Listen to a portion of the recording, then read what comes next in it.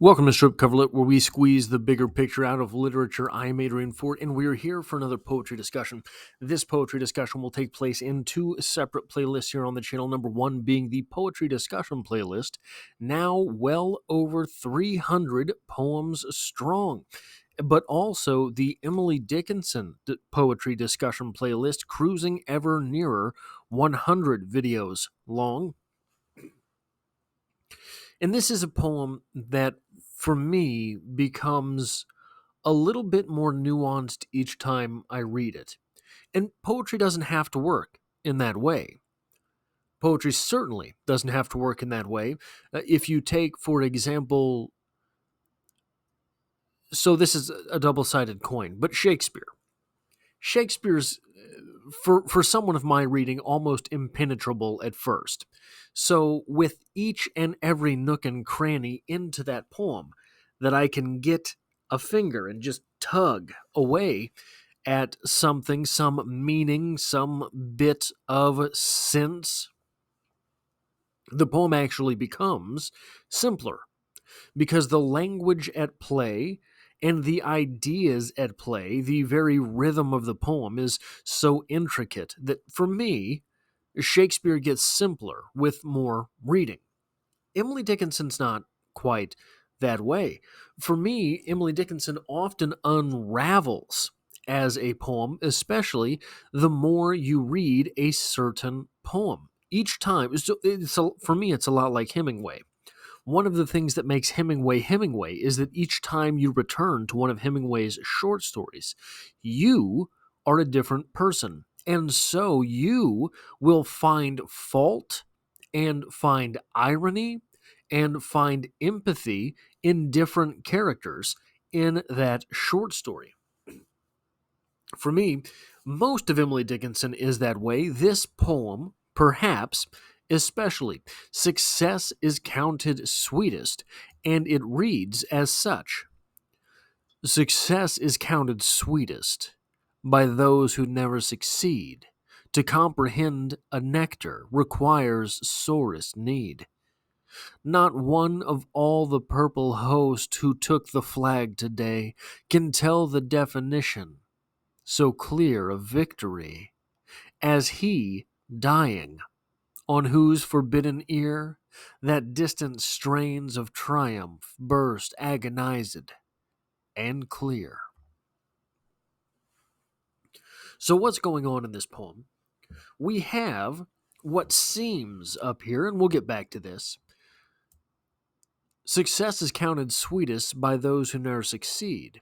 To comprehend a nectar requires sorest need. This seems very cliche. There is no light without the dark. Success is counted sweetest by those who never succeed. There is no good without the bad. Success is counted sweetest by those who never succeed. We'll get back to that, but I don't think it's quite so simple. Because immediately from this, we are thrust into not one of all the purple host who took the flag today can tell the definition so clear of victory. So, success, boom. Victory, boom.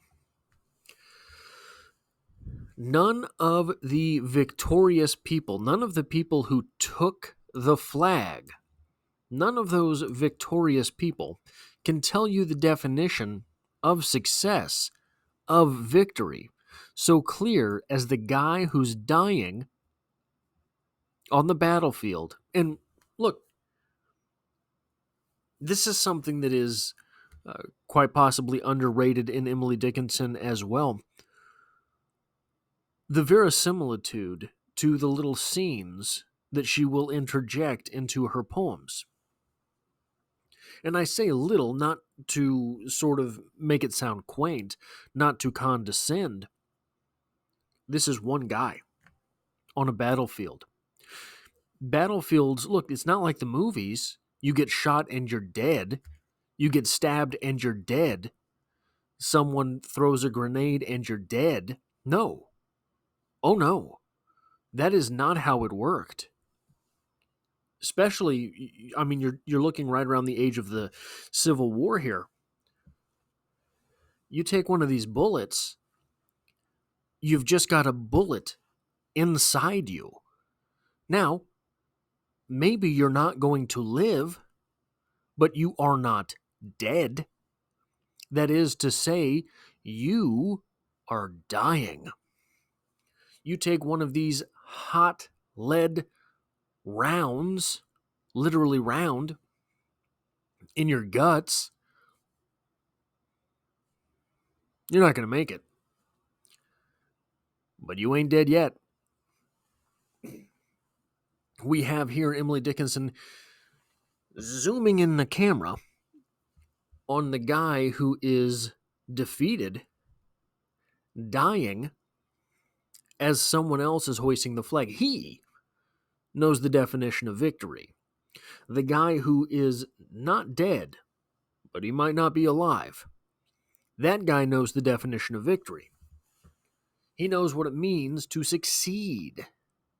To succeed is not necessarily to have the flag today, to take the flag today.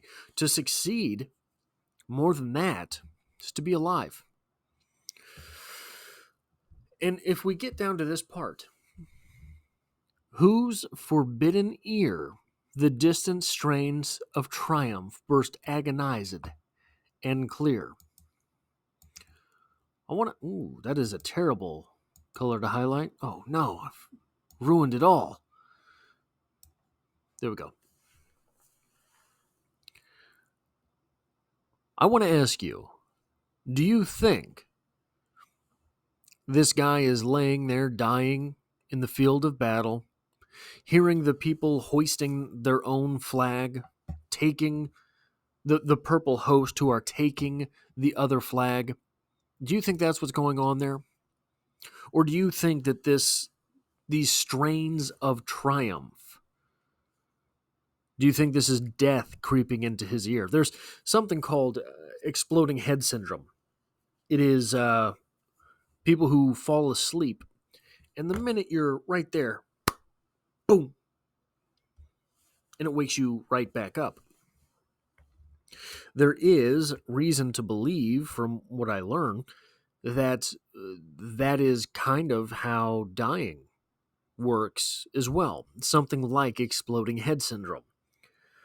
This could be the reason for the semi-ancient idea that there are trumpets of heaven. You've heard that cliche. You've heard that. It's in the Bible. Trumpets from heaven.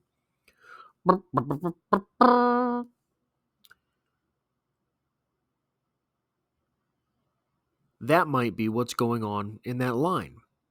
Not necessarily this guy laying in the field hearing all of these people rejoicing that they have won the battle. Maybe he's going with God.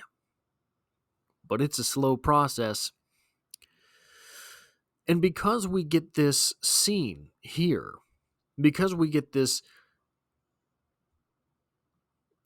brutal scene here, we have to reflect on that opening stanza. The opening stanza that seems so quaint. Success is counted sweetest by those who ne'er succeed. To comprehend a nectar requires sorest need. I gave the example, there is no light without dark. There is no good without bad.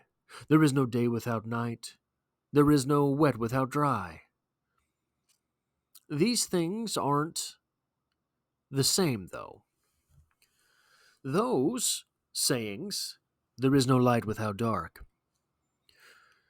suggest that the person in the bad end of things, the person living in the darkness, would have some sense of ignorance, would be in the bliss of ignorance. Sure, they may never know the light, but they didn't know that it was a thing.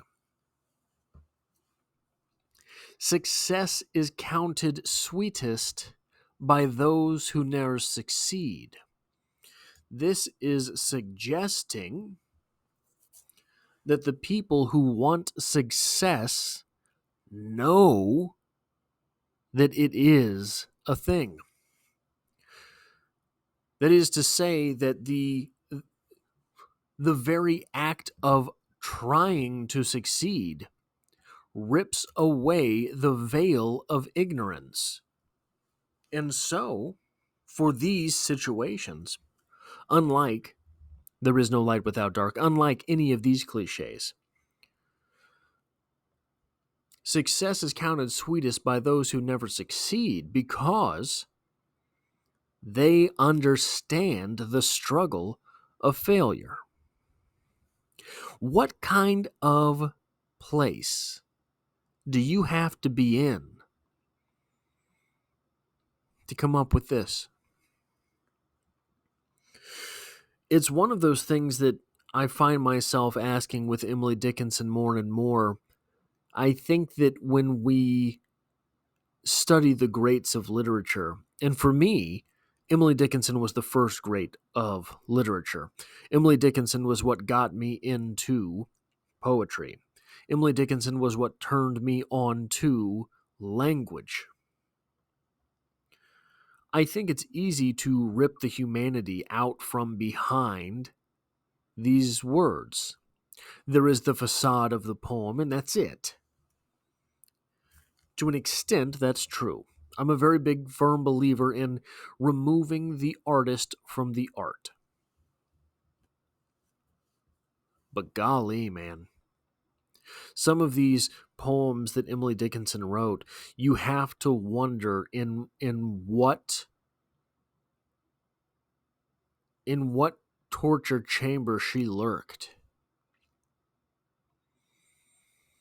Where was Emily Dickinson? For this to be what is on her mind, how much of a failure do you think Emily Dickinson believed she was? To have the need to write the words, success is counted sweetest by those who never succeed.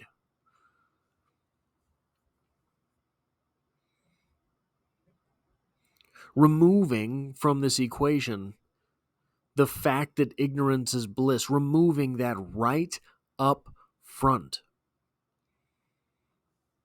That's rough, man. That's rough. That's all I have for this poetry discussion. Again, it really helps me out if you guys liked this video. If you hit the like button, it tells YouTube to share this video with other literature lovers. If you find yourself here by chance but not design, literature is all I talk about on this channel. There's poetry every Monday at least, and currently going through the Finkavigia edition with Ernest Hemingway, short story by short story, just wrapped up. Dubliners by James Joyce. Currently going through the collected poems of Sylvia Plath. So if you're into stuff, there's stuff here, and I hope to have you back for the next one.